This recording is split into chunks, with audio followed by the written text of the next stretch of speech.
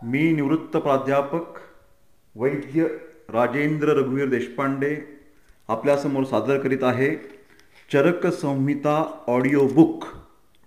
चरक संहिता audio book भाग 1. आज आहे माझ्या मित्रांनो शनिवार 26 डिसेंबर 2020. आज आपण एका चांगल्या उपक्रमाला सुरुवात करतो आहोत ज्याचं नाव आहे चरक संहिता ऑडिओ बुक मराठीमधून. अतिशय आनंद होणार आहे आपल्या प्रत्येकाला, कारण चरक संहिता ही आयुर्वेदामध्ये अतिशय महत्त्वाची संहिता आहे, रेफरन्स बुक आहे. आणि असं म्हणतात की जर आयुर्वेदिक चिकित्सा द्यावयाची असेल तर चरक संहितेच्या अभ्यासाला पर्याय नाही. कारण का? तर चरकस्तु चिकित्सिते. चरकस्तु चिकित्सिते म्हणजे आयुर्वेदिक चिकित्सा करत असताना जी अतिशय महत्त्वाची तत्व आपल्याला लक्षात घ्यावी लागतात ती चरक संहितेमधून आपल्याला समजतात. आपल्या सर्वांना कल्पना आहे चरक संहितेचे निरनिराळे स्थानं आहेत. सूत्रस्थान, निदानस्थान, विमानस्थान, शारीरस्थान आणि इंद्रियस्थान. सूत्र, निदान, विमान, शारीर आणि इंद्रिय स्थान. आपल्या करिक्युलममध्ये याला चरक पूर्वार्ध असं म्हटलेलं आहे, म्हणजे पार्ट 1. आणि साधारणतः द्वितीय BMSच्या विद्यार्थ्यांना ही चरक संहिता पूर्वार्ध अभ्यासावयाचा आहे. आता तुम्ही तृतीय वर्ष BMSला जेव्हा जाता तेव्हा तुम्हाला उरलेली जी 3 स्थानं आहेत, म्हणजे चरक संहितेचं कल्पस्थान, सिद्धिस्थान आणि चिकित्सास्थान, ही उरलेली 3 स्थानं आपल्याला उत्तरार्धामध्ये अभ्यासावयाची आहेत. माझ्या मित्रांनो, ही चरक संहितेचं मराठीमधून जेव्हा ऑडिओ बुक मी सादर करतो आहे तेव्हा मध्ये मध्ये क्वचित काही महत्त्वाचे श्लोक मी म्हणेन आणि मुख्यतः त्याचा अर्थ आपण समजावून घेऊ आणि त्याच्यावरचं काही चर्चा किंवा स्पष्टीकरणसुद्धा बघण्याचा प्रयत्न करू. आत्ता मी आपल्याला स्थानं सांगितली. जर यांना लिहावायची असेल त्यांनी लिहून घ्या. सूत्र, निदान, विमान, शारीर आणि इंद्रिय स्थान. या सूत्रस्थान हे सगळ्यात मोठं आहे बरं का. या सूत्रस्थानामध्ये 30 अध्याय आहेत. आणि याला सूत्रस्थान असं का बरं म्हणलं? तर सूत्र या शब्दाचा अर्थ दोरा. आपण एखादा हार विणतो की नाही, वेगवेगळी फुलं त्याला लावतो, गुलाबाची फुलं, आणि असा एक छान हार बनवतो. त्या हारामध्ये अनेक प्रकारची आणि असंख्य संख्येने फुलं गुंफलेली असतात. तसंच या सूत्रस्थानामध्ये आयुर्वेदाच्या संदर्भातील अनेक महत्त्वाच्या विषयांचा हार केलेला आहे आणि आपल्यासमोर तो अतिशय नेमक्या आणि मोजक्या शब्दात मांडलेला आहे. परंतु अलीकडच्या भाषेत बोलावायचं झालं तर त्याला मी विनोदाने सिनेमाचा ट्रेलर म्हणेन. म्हणजे संपूर्ण चरक संहितेमध्ये जे जे मुद्दे आपल्याला विस्तारावयाने शिकावायचे आहेत त्याचा अतिशय उत्कृष्टपणे नोट्स आपण म्हणूया त्या सूत्रस्थानामध्ये आहेत. त्यामुळे ज्याचं चरक संहितेचं सूत्रस्थान पक्कं असेल त्याची बरीचशी तत्वांची ओळख ही अतिशय घट्ट आणि चांगली होणार आहे. चरक संहिता याचं सूत्रस्थान जर तुम्ही बघितलं तर त्याच्यामध्ये असलेल्या पहिल्यांदा 30 अध्यायांची नावं मी आपणासमोर सादर करतो. चरक संहिता सूत्रस्थानामधील 30 अध्यायांची नावे. अध्याय 1 दीर्घंजीवितीय अध्याय. अध्याय 2 अपामार्ग तंडुलीय अध्याय. अध्याय 3 आरग्वधीय अध्याय. अध्याय 4 षड्विरेचन शताश्रितीय अध्याय. अध्याय 5 मात्राशितीय अध्याय. सूत्रस्थान चरक संहिता सूत्रस्थान अध्याय 6 तस्याशितीय. अध्याय 7 न वेगान धारणीय. अध्याय 8 इंद्रियोपक्रमणीय. अध्याय 9 खुड्डाक चतुष्पाद. अध्याय 10 महाचतुष्पाद अध्याय 11 तिस्त्रैषणीय अध्याय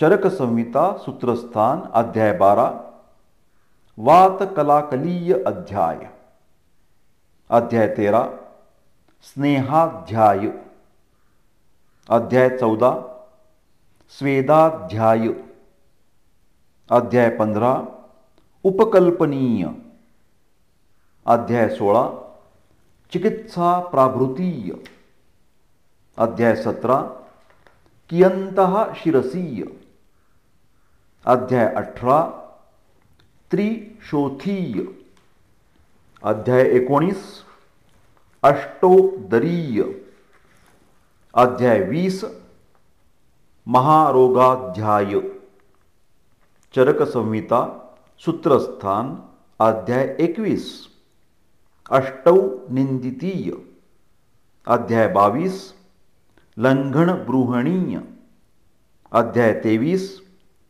संतर्पणीय अध्याय 24 विधि शोणितीय अध्याय 25 यज्ञपुरुषीय अध्याय 26 आत्रेय भद्रकाप्पीय अध्याय 27 अन्नपान विधी अध्याय 28 विविधा शीतपीतीय अध्याय 29 दशप्राणायतनीय अध्याय 30 अर्थे दशमहामूलीय अध्याय.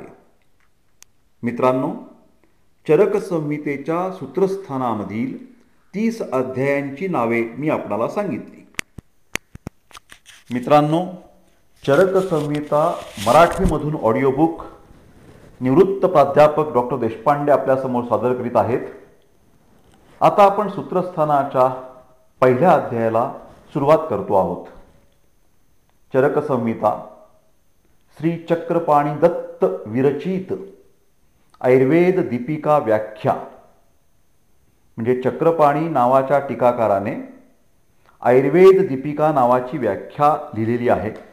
अर्थात मित्रांनो, टेन्शन घेऊ नका, आपण आत्ता टीकेमध्ये जास्त शिरणार नाही आहे, परंतु काही ठिकाणी जिथे जमेल तिथे श्लोकाच्या जोडीला काही स्पष्टीकरणसुद्धा, थोडीफार चर्चा आपण निश्चित करणार आहोत.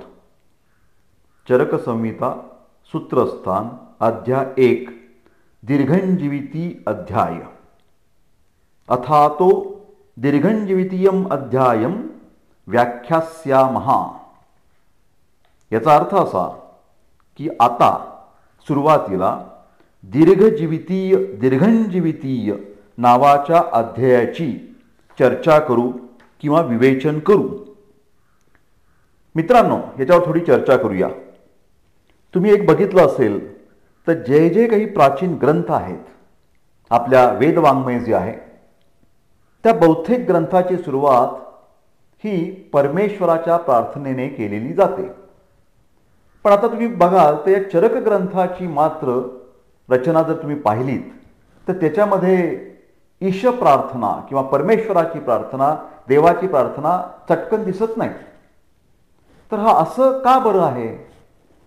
तर जेव्हा तुम्ही चरक ग्रंथाचा अभ्यास कराल तेव्हा तुम्हाला असं जाणवेल की अग्निवेश इत्यादी जे ऋषी होते ते देव मानणारेच होते, ते आस्तिक्यवादी होते.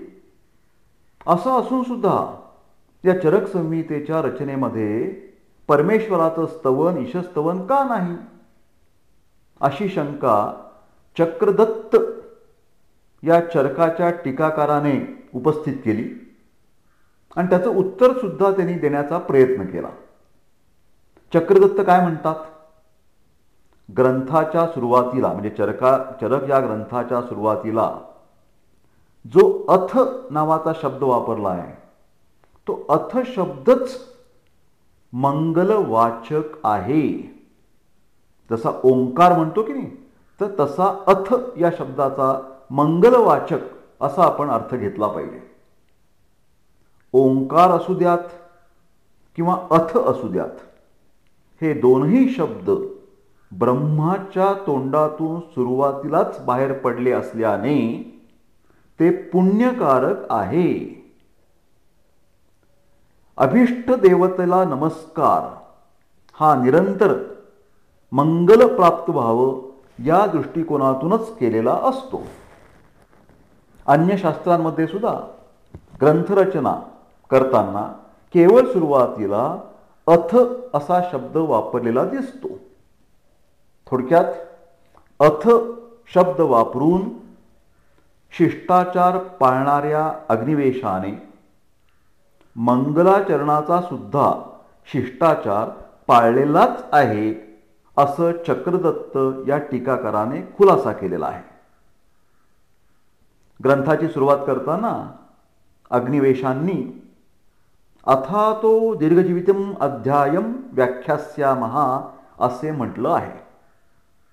आता हे जर तुम्ही बघितलं, अथातो दीर्घम जीवितीयम अध्यायम व्याख्यास्यामहा, तर यामध्ये या सगळ्या वाक्यामध्ये 8 शब्द आहेत आणि 8 शब्द असणं हे सुद्धा मंगलवाचकच चिन्ह आहे.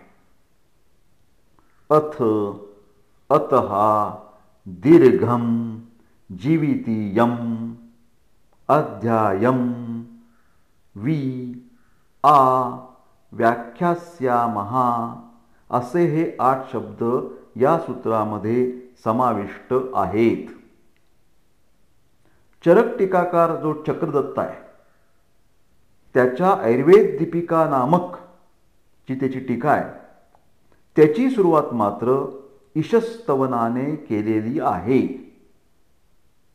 श्री शंकर, ब्रह्मदेव, दक्ष प्रजापती, अश्विनी कुमार यांच्या बरोबरीनेच या चक्रदत्तांनी भरद्वाज, पुनर्वसू, अग्निवेश, चरक इत्यादी शास्त्रकारांचं सुद्धा ध्यान केलं आहे, स्मरण केलं आहे. चक्रदत्ताचे जे गुरु होते नरदत्त, चक्रदत्तांचे गुरु कोण? नरदत्त.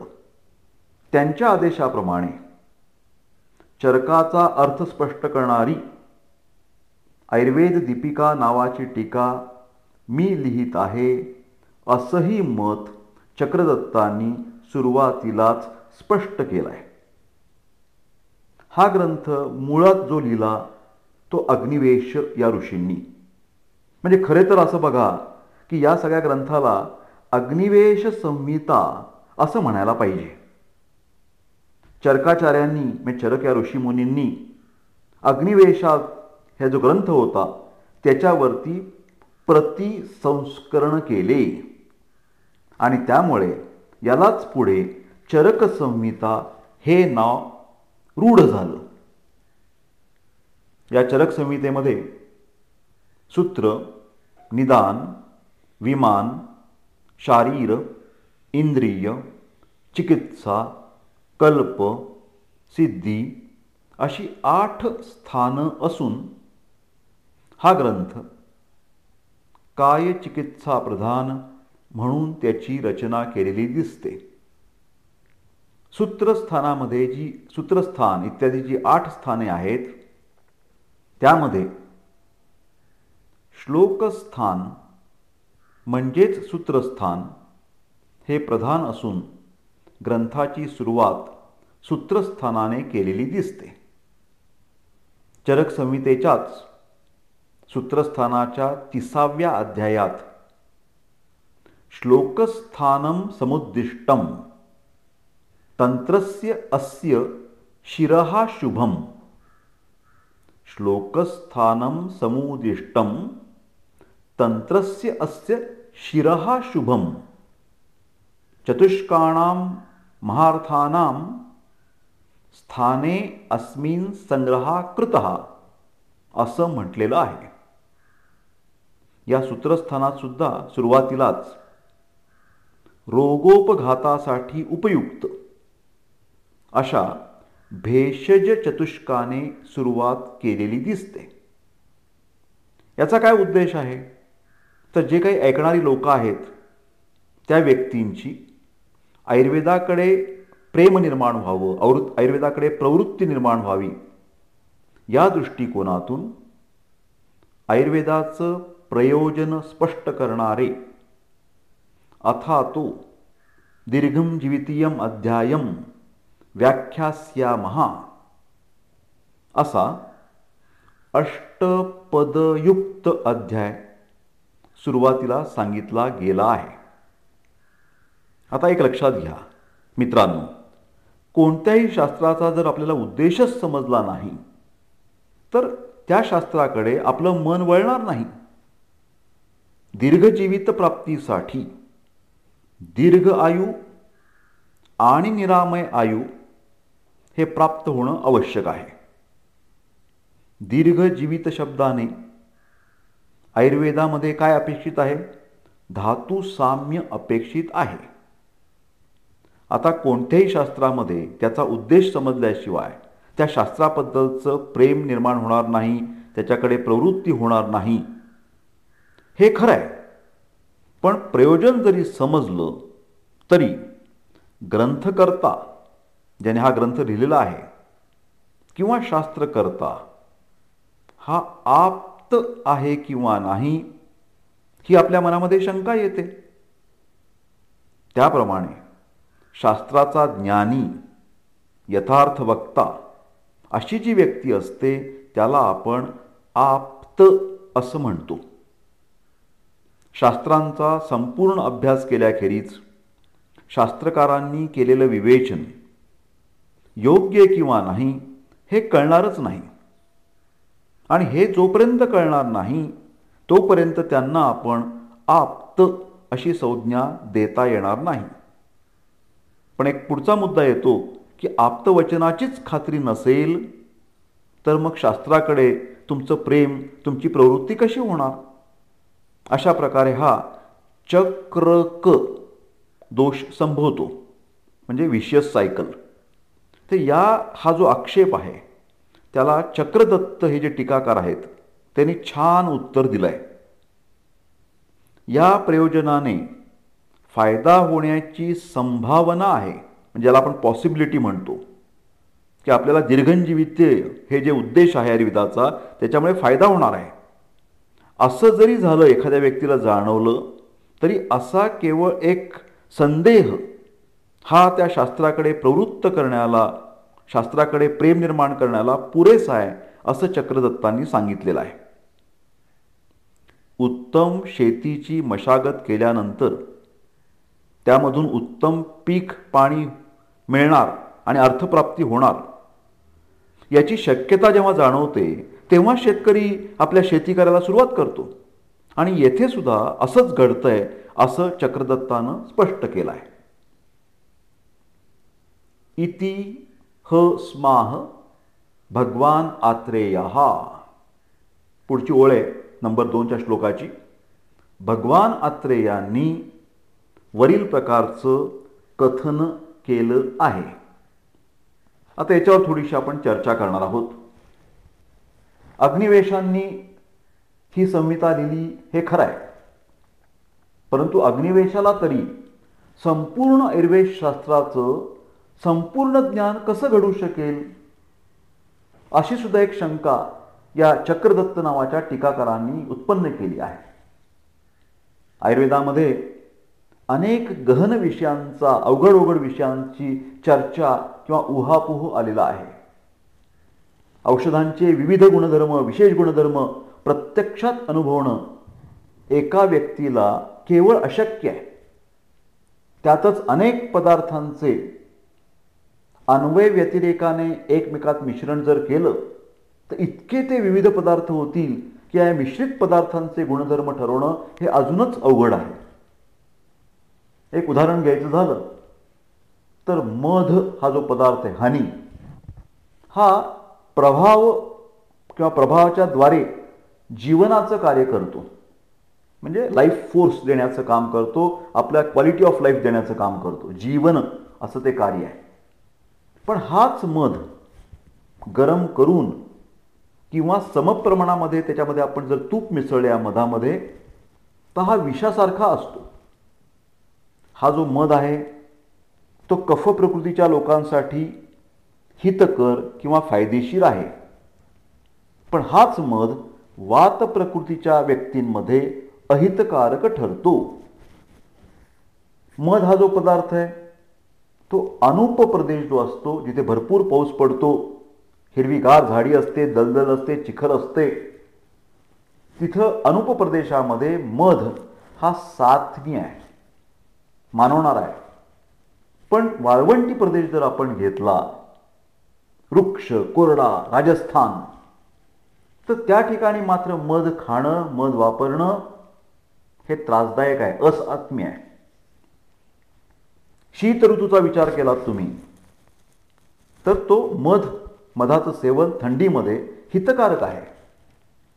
पण हाच मध ग्रीष्म ऋतूमध्ये किंवा उन्हाळ्यामध्ये खाणं हे अत्यंत चुकीचे, अत्यंत अहितकारक आहे.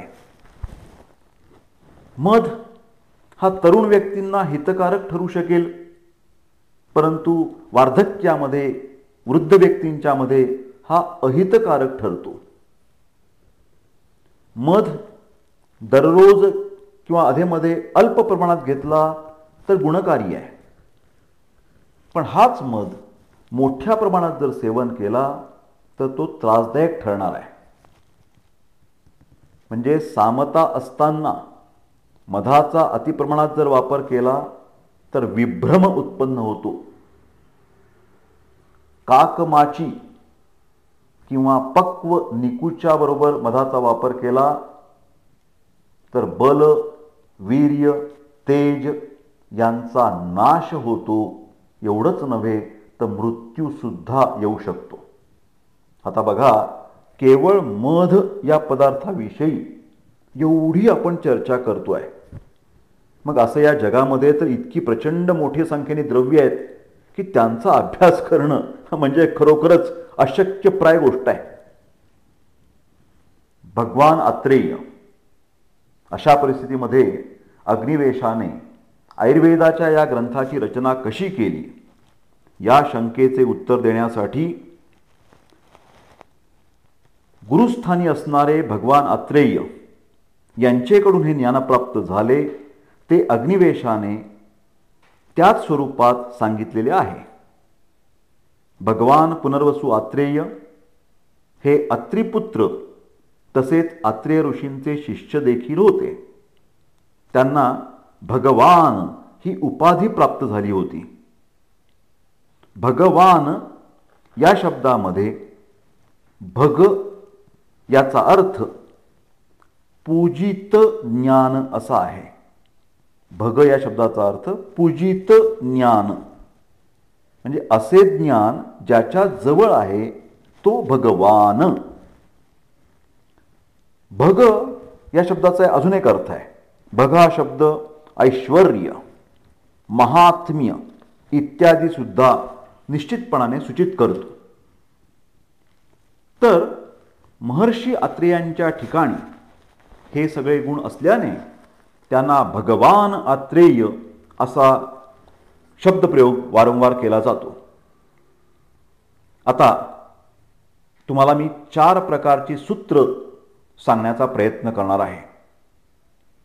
चरक संहितेची जर तुम्ही रचना पाहिली मित्रांनो, तर यामध्ये 4 प्रकारची सूत्र आढळतात. नंबर 1 गुरुसूत्र, नंबर 2 शिष्य सूत्र, नंबर 3 प्रतिसंस्कर्तु सूत्र आणि नंबर 4 एकीय सूत्र. गुरुसूत्र, शिष्य सूत्र, प्रतिसंस्कर्तु सूत्र आणि एकीय सूत्र. ओके. उदाहरणार्थ, न एतानि भगवन् पंचकषाय शतानि पूर्यन्ते. न एतानि भगवान पंचकषाय शतानि पूर्यन्ते. सूत्रस्थान 4था अध्याय. हे वाक्य म्हणजे शिष्य सूत्र आहे. दुसरं एक बघा, न एतत् बुद्धिमतां द्रव्यम अग्निवेश. न एतत् बुद्धिमतां द्रव्यम अग्निवेश. चरक सूत्रस्थान अध्याय 4 मधलं हे वाक्य म्हणजे गुरुसूत्र आहे. तर आता मी तुम्हाला गुरुसूत्र सांगितलं, शिष्यसूत्र सांगितलं. तम उवाच भगवान आत्रेयः किंवा इति ह स्माह भगवान आत्रेयः ही प्रतिसंस्कर्त्याची सूत्र आहेत. आता या 3 सूत्रांच्या बरोबरच कुमारशिरा, भरद्वाज किंवा अन्य शास्त्रज्ञांची मतंसुद्धा यामध्ये समाविष्ट केलेली आहेत, म्हणजे चरक संहितेमध्ये. ही सर्व एकीय सूत्र होत. अग्निवेशाच्या प्रती भगवान आत्रेय हे गुरु स्वरूप होते, हे या संदर्भात आपण लक्षात ठेवलं पाहिजे. त्यामुळेच भगवान आत्रेयांनी जेवढं सांगितलं तेवढंच मी सांगत आहे असे अग्निवेशांना सुचवायचं आहे. माझ्या मित्रांनो, चरक संहिता मराठी ऑडिओ बुक सूत्रस्थान सुरुवात झालेली आहे. मी आहे निवृत्त प्राध्यापक वैद्य राजेंद्र रघुवीर देशपांडे. श्लोक नंबर 3. त्याचा अर्थ असा आहे, चरक संहितेच्या सूत्रस्थानाच्या पहिल्या अध्यायाचा 3रा श्लोक. दीर्घ जीवनाची इच्छा करणारे महातपस्वी महर्षी भरद्वाज हे देवलोकांचा राजा असणाऱ्या तसेच शरणार्थींचे हित इच्छिणाऱ्या इंद्राकडे गेले. असं सांगितलं, इंद्राकडे गेले. हे कोण? महान तपस्वी महर्षी भरद्वाज. आता याच्याविषयी थोडीशी आपण चर्चा करूया. अग्निवेश ऋषींना प्रत्यक्ष किंवा अन्वय व्यतिरेकाद्वारे सुद्धा आयुर्वेदाचं संपूर्ण ज्ञान हे जसं संभवनीय नव्हतं, त्याचप्रमाणे आत्रेयांची स्थिती सुद्धा नाही का? हे आत्रेयांना सुद्धा, आत्रेय ऋषींना सुद्धा आयुर्वेदाचं सम्यक ज्ञान कसं शक्य आहे? अशा शंकेचे निरसन करण्यासाठी हे ज्ञान उग्र तपस्वी असणाऱ्या भरद्वाज ऋषींना इंद्राकडून प्राप्त झाले असं या श्लोक नंबर 3 मध्ये सुचवलं आहे. भरद्वाज हे उग्र तपस्वी असल्यानेच मानव असून सुद्धा, म्हणजे मानव योनीतील असून सुद्धा इंद्रापर्यंत पोचू शकले आणि त्यांनी आयुर्वेदाचं ज्ञान इंद्राकडून प्राप्त करून घेतले. इंद्र हा राजा होता. तो प्रजाहित दक्ष असल्याने शरण जाण्याला जे योग्य आहे, शरण्य म्हणजे शरण जाण्याला योग्य, आणि त्याच दृष्टीने ब्रह्मा, अश्विनी कुमार इत्यादी आयुर्वेदाच्या प्रथम प्रणेत्यांकडे न जाता भरद्वाज हे इंद्राकडे गेले असे म्हणता येईल. कारण काय की ब्रह्माने जे सांगितले होते ते प्रजापतीने ग्रहण केले होते, शिकून घेतलं होतं. प्रजापतीकडून अश्विनी कुमारांनी ज्ञान प्राप्त करून घेतलं होतं. अश्विनी कुमारांकडून हे ज्ञान इंद्रापर्यंत पोचलं होतं. थोडक्यात गुरुकडून घेतलेलं ज्ञान शिष्यापर्यंत पोचवल्याखेरीज गुरु हा ऋणामधून मुक्त होता येत नाही. यासाठीच स्वतः इंद्र हा आयुर्वेदशास्त्र शिष्यांपर्यंत पोचविण्यासाठी उत्सुक होता. याही दृष्टिकोनातून जर पाहिलं तर भरद्वाजाने इंद्राची निवड का केली हे स्पष्ट होतं. असं जो टीकाकार आहे चक्रदत्त, त्यांनी हे सगळं एक्सप्लेनेशन दिलेलं आहे आपल्याला. ब्रह्मा, प्रजापती, अश्विनी कुमार यांचेकडून गुरुशिष्य परंपरेतून पुढं चालत आलेलं ज्ञान इंद्रापर्यंत संपूर्णतया आलेलं होतं, ही गोष्ट मात्र आपण सर्वांनी येथे लक्षात घेतली पाहिजे.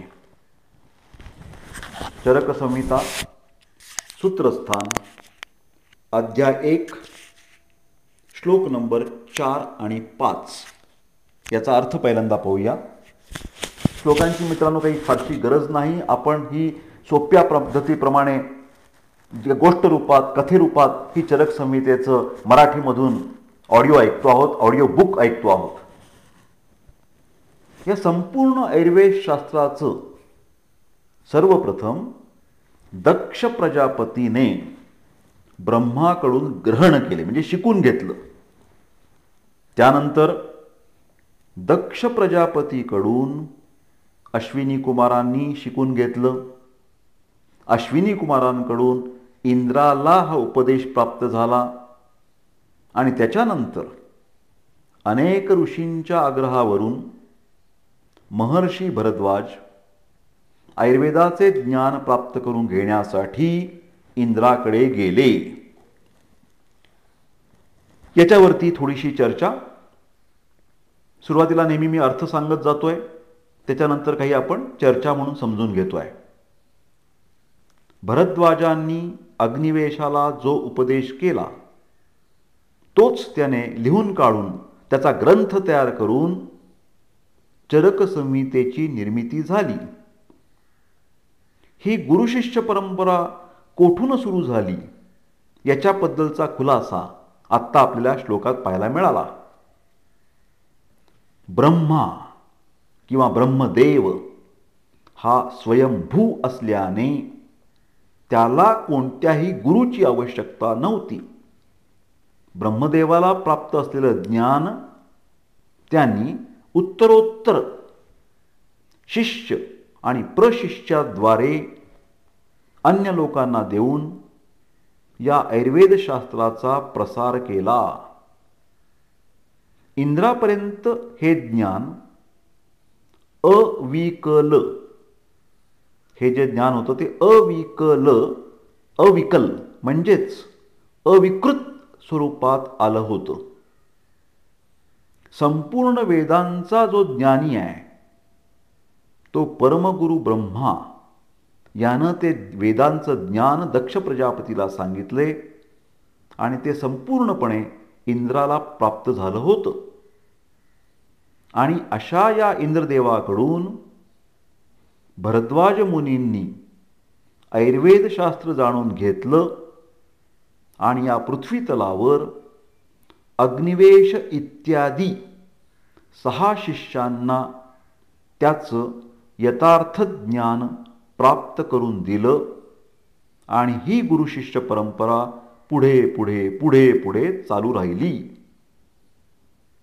आयुर्वेदाच्या अन्य शास्त्रकारांनी अशाच स्वरूपाची निरनिराळी अवतरणे म्हणजे श्लोक देऊन ही गुरुशिष्य परंपरा स्पष्ट करण्याचा प्रयत्न केला आहे.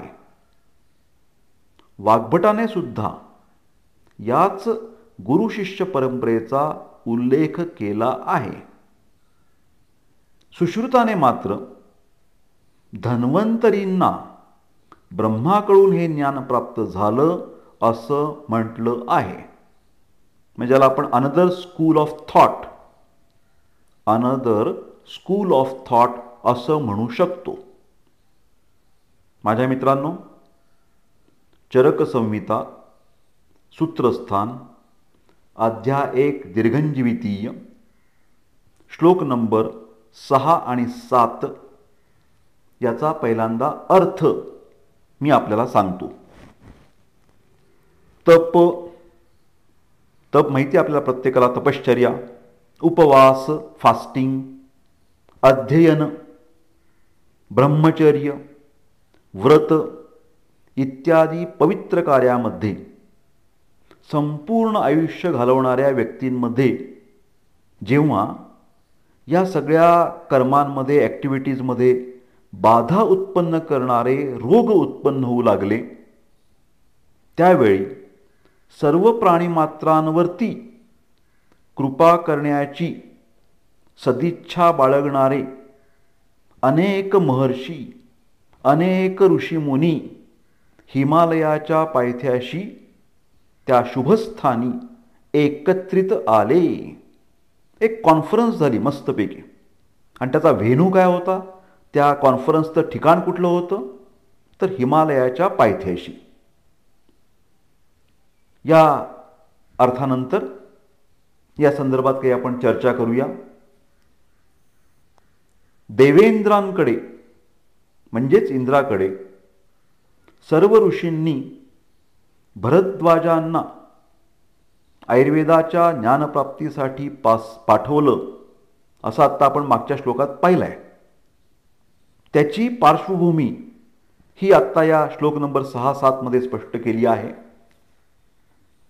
कसं आहे बघा मित्रांनो, सत्य, त्रेता, द्वापार आणि कलियुग हे आपण सगळे जाणता शब्द. सत्य, त्रेता, द्वापार आणि कलियुग.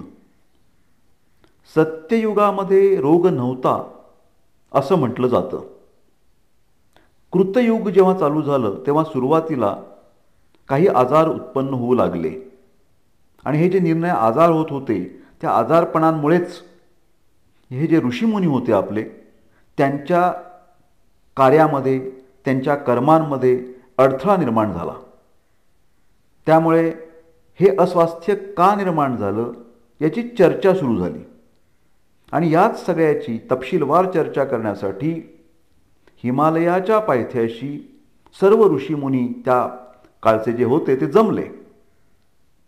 ऋषिक, ऋषीपुत्र, देवर्षी आणि महर्षी अशा 4 प्रकारच्या ऋषींची उपस्थिती त्यावेळी होती. ऋषिक, ऋषीपुत्र, देवर्षी हे सर्व महर्षींचे अनुयायी किंवा शिष्य होते. आणि याच सर्व ऋषी मुनींनी एकत्र येऊन रोगासंदर्भातला परिसंवाद घेतला, कॉन्फरन्स घेतली असं आपल्याला निश्चितपणाने म्हणता येईल. मित्रांनो, चरक संहिता मराठीमध्ये ऑडिओ बुक वैद्य देशपांडे आपल्यासमोर सादर करतायत. चरक संहिता सूत्रस्थान अध्याय 1 दीर्घंजीवितीय याच्यामधल्या श्लोक नंबर 8 ते 14 याच्या अर्थाविषयी पहिल्यांदा मी आपल्याला अर्थ सांगणार आहे. श्लोक नंबर 8 ते 14. आता हे जी परिषद जमली होती हिमालयाच्या पायथ्याशी बरं का, त्या परिषदेमध्ये कोणकोणते ऋषी आले होते त्या सर्वांची नावं या श्लोकामध्ये सांगितलेली आहेत. नावं बघा कशी आहेत ना ऋषीमुनींची. त्या काळची नावं बघा, इंटरेस्टिंग आहे. अंगिरा, जमदग्नी, वसिष्ठ, काश्यप, भृगु, आत्रेय, गौतम, सांख्य, पुलस्त्य, नारद, असित, अगस्त्य, वामदेव, मार्कंडेय, आश्वलायन, पारीक्षी, भिक्षुरात्रेय, भरद्वाज, कपिंजल, विश्वामित्र, आश्मरध्य, भार्गव, च्यवन, अभिजित, भार्ग्य, शांडिल्य, कौंडिन्य, देवल, गालव, संस्कृत्य, वैजवापी, कुशिक, बाद्रायण, बडिश, शरलोमा, काप्य, कात्यायन, कांकायन, कैकशेय, धौम्य, मारीची, काश्यप, शर्कराक्ष, हिरण्याक्ष, लोकाक्ष, पैंगी, शौनक, शाकुनेय, मैमतायानी, वैखानस, वालखिल्य हे आणि या व्यतिरिक्त अनेक प्रतिष्ठित महर्षी या परिसंवादामध्ये सम्मिलित म्हणजे उपस्थित झाले होते. हे सर्व जे ऋषी होते, महर्षी होते, ते ब्रह्मज्ञान, यम आणि नियम या सर्वांच्यामध्ये समुद्राप्रमाणे परिपूर्ण होते. तपस्येमुळे प्राप्त झालेल्या तेजाने हुयमान, अग्निसमान म्हणजेच यज्ञकुंडातील अग्निसमान ते देदीप्यमान भासत होते. या संमेलनामध्ये सुखपूर्वक बसून एकाग्रचित्त होऊन या लोक उपकारक पुण्यतम विषयावर परस्पर विचार या सर्व लोकांनी सुरू केला, असं आपल्याला श्लोक नंबर 8 ते 14 मध्ये सांगितलेलं आहे. आता याच्यावरती काही थोडंसं स्पष्टीकरण घेऊया आपण. आयुर्वेदाविषयी चर्चा करण्यासाठी भरलेल्या या संमेलनामध्ये अनेक ऋषीमुनी उपस्थित होते. त्यापैकीच काही अतिशय जे महत्त्वाचे ऋषी होते त्यांचीच नावं या ठिकाणी सांगितली गेली आहेत. म्हणजे इम्पॉर्टंट डेलिगेट्स असं आपण त्यांना म्हणतो. या संबंधवरच्या श्लोकामध्ये श्लोक क्रमांक 8 ते 14 मध्ये यम आणि नियम हे 2 शब्द आले आहेत. यम हे 10 प्रकारचे आहेत याची आपल्याला कल्पना आहे. हे यम 10 कोणते? नंबर 1 अनृशंस्यता, अनृशंस्यता, क्षमा, सत्य, अहिंसा, दान, आर्जव, प्रीती, प्रसाद, अचौर्य आणि मार्दव यांचा समावेश हे 10 प्रकारचे यम असं आपल्याला करायला लागेल. आणि आता नियम याच्यामध्ये कोणत्या कोणत्या 10 गोष्टी येतात? मला असं वाटतं विद्यार्थ्यांच्या सोयीसाठी 10 प्रकारचे यम आपण लिहून घ्या. पहिला आहे अनृशंस्यता, नंबर 2 क्षमा, सत्य, अहिंसा, दान, आर्जव, प्रीती, प्रसाद, अचौर्य आणि मार्दव. यमाचे 10 प्रकार मी आपल्याला सांगितले. आता मी विद्यार्थी मित्रांनो कोणते 10 नियम आहेत ते लिहून घ्या एका पाठोपाठ एक. नंबर 1 शौच, नंबर 2 इज्जा, नंबर 3 तप, नंबर 4 ध्यान, नंबर 5 स्वाध्याय, नंबर 6 इंद्रिय निग्रह, नंबर 7 व्रत, नंबर 8 मौन, नंबर 9 उपवास आणि नंबर 10 स्नान. थोडक्यात 10 यमाचे प्रकार कोणते आणि 10 नियमांचे प्रकार कोणते हे मी आपणाला सांगितले. या श्लोकामध्ये असं सांगितलं आहे की ऋषीमुनी या ज्या 10 आणि 10-20 गोष्टी आहेत त्याचं अतिशय उत्तम प्रकारे पालन करत होते. विद्यार्थी मित्रांनो, चरक संहिता सोप्या मराठीमध्ये ऑडिओ बुक आपल्यासमोर सादर करतायत वैद्य राजेंद्र देशपांडे. आता मी आपल्यासमोर चरक सूत्रस्थान अध्याय 1 श्लोक नंबर 15 ते 17 याचा पहिल्यांदा अर्थ सांगण्याचा प्रयत्न करतो. फक्त अर्थ. धर्म, अर्थ, काम आणि मोक्ष हे काय आहेत? हे 4 पुरुषार्थ आहेत. धर्म, अर्थ, काम आणि मोक्ष या 4 पुरुषार्थांच्या प्राप्तीसाठी आरोग्य हे प्रधान कारण असतं. रोग हे श्रेयस आणि जीवित यांमध्ये बाधा उत्पन्न करतं. कोणताही जेव्हा आपल्याला आजारपण येतं तेव्हा ते अडथळा ठरतं. कशासाठी अडथळा असतं? श्रेयस आणि जीवित. श्रेयस म्हणजे अलौकिक सुख. श्रेयस या शब्दाचा अर्थ अलौकिक सुख आणि जीवित याचा अर्थ लौकिक सुख, म्हणजे ज्याला आपण डिव्हाइन ब्लेसिंग्ज म्हणतो, आध्यात्मिक सुखशांती म्हणतो, ते श्रेयस झालं. आणि माझ्याकडे बँक बॅलन्स आहे, माझ्याकडे चांगली नोकरी आहे, माझ्याकडे चांगली बायकापोर आहेत, हे जीवित म्हणजे लौकिक सुख झालं. तर या दोन्ही प्रकारच्या सुखांना आजारपणामुळे बाधा उत्पन्न होते, अडथळा येतो.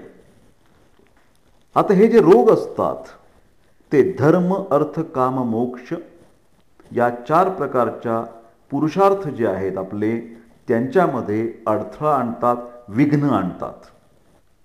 मग अशा रोगांचं जर निराकरण करायचं असेल तर त्याच्यासाठी कोणते उपाय आहेत, अशी जिज्ञासा व्यक्त करून सर्व ऋषी मुनी जे आहेत ते ध्यानमग्न झाले आणि आपापल्या दिव्य दृष्टीने त्याचा अभ्यास करू लागले. तेव्हा त्यांना असं जाणवलं की हे आपल्या ज्या अडचणी आहेत त्या देवराज इंद्रांना आपण शरण गेलं पाहिजे. कारण देवलोकीचा राजा जो इंद्र आहे तोच आपल्याला रोग निवारणासाठी काय काय विधिवत उपाय आहेत त्याचं ज्ञान करून देऊ शकतो. अशा प्रकारे 15 ते 17 या अध्यायांचा, या श्लोकांचा हा अर्थ आहे. आता याच्यावर थोडीशी आपण चर्चा करूया. ऋषीमुनींची ही जी सभा झाली हिमालयाच्या पायथ्याशी, त्याच्यामध्ये हे सगळी चर्चा चालू आहे की धर्म अर्थ काम मोक्ष यांना अडथळा येतोय, या रोगाचा परिहार करायचा आहे. मग त्यासाठी पुढे काय करायचं, तर श्लोक नंबर 18 ते 23 याचा अर्थ मी आपल्याला आता सांगणार आहे. श्लोक नंबर 18 ते 23. ऋषींच्या या सभेमध्ये रोगशमनाचे उपाय जाणून घेण्यासाठी, म्हणजेच आयुर्वेदाचा उपदेश घेण्यासाठी कोणी जायचं असा जेव्हा प्रश्न उपस्थित झाला, तेव्हा सुरुवातीलाच महर्षी भरद्वाजांनी म्हटलं की या पवित्र कार्यासाठी माझीच नियुक्ती करणं योग्य ठरेल. भरद्वाजांच्या हे जे स्टेटमेंट होतं, हे विधान होतं, याच्यावरती सर्व ऋषींचं, महर्षींचं एकमत झालं आणि महर्षी भरद्वाजांनाच इंद्राकडून उपदेश प्राप्त करण्यासाठी नियुक्त केलं गेलं, डेप्यूट केलं गेलं. महर्षी भरद्वाज जेव्हा इंद्र भवनामध्ये पोहोचले त्यावेळी त्यांनी ऋषी आणि देवसमूहांच्या मध्ये बसलेल्या बल नावाच्या राक्षसाचा नाश करणाऱ्या इंद्राला प्रदीप्त अग्निसमान तेजोमय अवस्थेमध्ये पाहिलं. त्यानंतर हे भरद्वाज इंद्राच्या जवळ जाऊन त्यांनी त्याचा जय जयकार करून आशीर्वचनासह देवराज इंद्राला नमस्कार केला. बुद्धिमान आणि ऐश्वर्यशाली अशा भरद्वाजांनी संमेलनामधल्या ऋषींचा लोककल्याणकारक संकल्प इंद्राला ऐकवला. भरद्वाज म्हणाले, हे देवराज इंद्र, या समयी सर्व संसारातील प्राणीमात्रांना भयभीत करणाऱ्या विविध प्रकारच्या रोगांची उत्पत्ती झाली आहे. यासाठी आपण या रोगांच्या शमनाचे विधिवत उपाय सांगावेत. अशी प्रार्थना जेव्हा इंद्राने ऐकली तेव्हा त्या महर्षी ऋषीमुनी भरद्वाज जे होते त्यांची बुद्धिमत्ता लक्षात घेऊन अतिशय थोडक्या शब्दात सूत्ररूपाने इंद्राने आयुर्वेदाचा उपदेश केला. आता आपण श्लोक पाहिले. चरक सूत्रस्थान अध्याय 1 श्लोक नंबर 18 ते 23 याबद्दलचं थोडंसं विवेचन. महर्षी भरद्वाजांनी सर्व प्राण्यांना, म्हणजे मनुष्य प्राण्याला भय उत्पन्न करणाऱ्या रोगांचं वर्णन करून हे रोग, हे व्याधी उत्पन्नच होऊ नयेत आणि झालेच तर परिहार कसा करावा याविषयी उपदेश करण्याची विनंती इंद्राकडे केली. विपुल मतिमान भरद्वाजांना इंद्रदेवाने अल्प पदाद्वारे, म्हणजेच अतिशय संक्षेपाने उपदेश केला, म्हणजेच सूत्ररूपाने आयुर्वेदाचा उपदेश केला. थोडक्या शब्दामध्ये असंदिग्ध आणि सारभूत विषय मांडणे हेच सूत्र या शब्दाचं लक्षण आहे, हे लक्षात घ्या. मित्रांनो, जर तुम्हाला कोणी विचारलं की सूत्र म्हणजे काय, तर सूत्र याचा अर्थ थोडक्या शब्दात असंदिग्ध आणि सारभूत विषय मांडणे म्हणजे सूत्र. भरद्वाज ऋषी हे विपुलमती होते, अतिशय बुद्धिमान होते. त्याचं स्पष्टीकरण करताना चक्रदत्तांनी विपुल बुद्धीची जी काही व्याख्या आहे त्याचं सुद्धा पुढील प्रमाणे किंवा विवेचन केलेलं आहे. चक्रदत्त काय म्हणतात? शुश्रूषा श्रवण ग्रहण धारण उहापोह तत्व अभिनिवेशिन विपुला बोद्धव्या.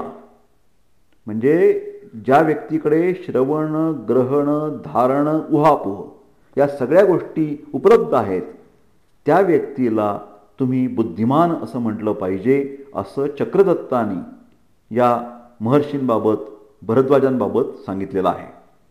माझ्या मित्रांनो, आज आहे शनिवार 26 डिसेंबर 2020. चरक संहिता अतिशय सोप्या पद्धतीने एखादी कथा सांगावी याप्रमाणे मराठी ऑडिओ आपल्यासमोर सादर करत आहेत निवृत्त प्राध्यापक वैद्य राजेंद्र देशपांडे. आत्ताच्या या तासामध्ये आपण सर्वप्रथम चरक संहितेची कोणती स्थानं आहेत, ती 8 स्थानं याचा आपण नावं पाहिलीत. त्याच्यानंतर सूत्रस्थानामध्ये जे 30 अध्याय आहेत त्यांची देखील नावं पाहिली आणि त्यानंतर सूत्रस्थानाच्या पहिल्या अध्यायाच्या दीर्घंजीविती जो अध्याय आहे दीर्घंजीवितीय त्या अध्यायाचे श्लोक क्रमांक 1 पासून 23 पर्यंतचा अर्थ आणि त्याच्या संदर्भातली काही चर्चा वैद्य देशपांड्यांनी आपल्यासमोर सादर केली आहे. माझ्या मित्रांनो, माझ्या यूट्यूब चॅनलमध्ये आपण कृपा करून प्लेलिस्ट ही अवगत करून घ्यावी आणि त्याच्यामध्ये आपल्याला लक्षात येईल की वैद्य देशपांडे म्हणजे मी प्रथम वर्ष BMS पासून ते शेवटपर्यंत आणि इव्हन प्रॅक्टिशनर्ससाठी अनेक उपयुक्त गोष्टी आत्तापर्यंत अपलोड केलेल्या आहेत. त्या आपण जरूर त्याचा लाभ घ्यावा, स्वतः तो व्हिडिओ ऑडिओ ऐकावा, मित्रमंडळींना शेअर करावा आणि कृपा करून माझं राजेंद्र देशपांडे या नावाने असलेलं यूट्यूब चॅनल सबस्क्राईब करावं अशी आपल्याला नम्र आणि कळकळीची विनंती. माझा असा निश्चित प्रयत्न राहील की ही जी चरक संहितेचं आपण चर्चा आहे, वाचन आहे, ते टप्प्याटप्प्याने दररोज काही ना काही स्वरूपात नक्की मी याचं रेकॉर्डिंग करेन आणि तो जो ऑडिओ आहे तो आपल्या या यूट्यूबवरती अपलोड झालेला असेल. माझ्या मराठी बांधवांना विनंती आहे जगभरातल्या की त्यांनी मराठीमधून सांगितलेली चरक संहिता अधिकाधिक लोकांपर्यंत पोहोचविण्याचा प्रयत्न करावा अशी माझी आपल्याला नम्र आणि कळकळीची विनंती आहे. सर्वांना मनःपूर्वक धन्यवाद आणि आय विश यू आपल्या सर्वांना उत्तम आणि दीर्घ आयुष्य प्राप्त हो अशी परमेश्वरी किंवा धन्वंतरीच्या चरणी प्रार्थना. नमस्कार.